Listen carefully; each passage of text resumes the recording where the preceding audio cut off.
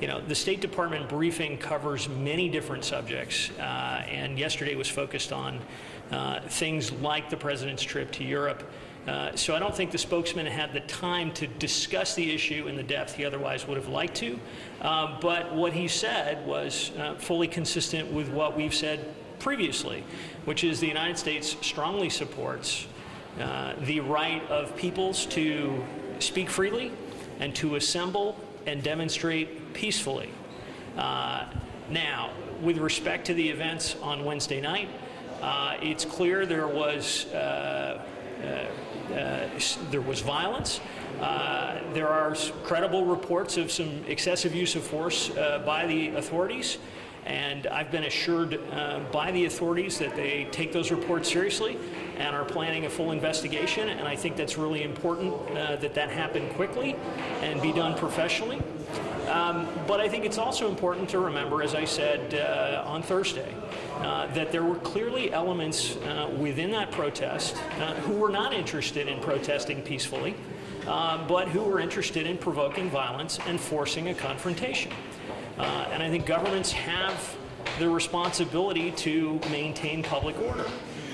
And that means that everyone in a society needs to respect the right and rule of law, if you will. And in those cases where people are attempting to provoke a confrontation, I think government has a responsibility to try to diffuse that situation with as little violence as possible.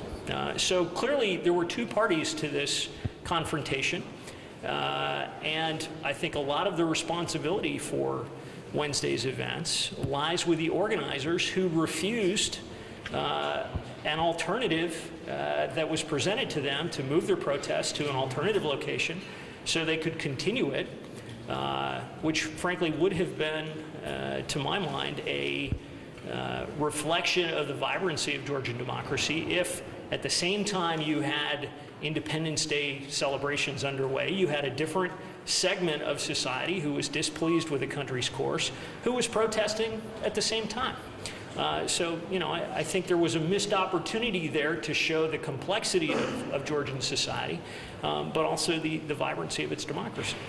The statement from Washington is the same as the statement that I've made and many others have made, which is it's important for the government to take these reports of excessive use of force seriously, to investigate them thoroughly, and to hold those who were responsible accountable for their actions. And frankly, if it turns out that that violence is a result of inadequate training, to take steps to ensure that it doesn't happen again in the future.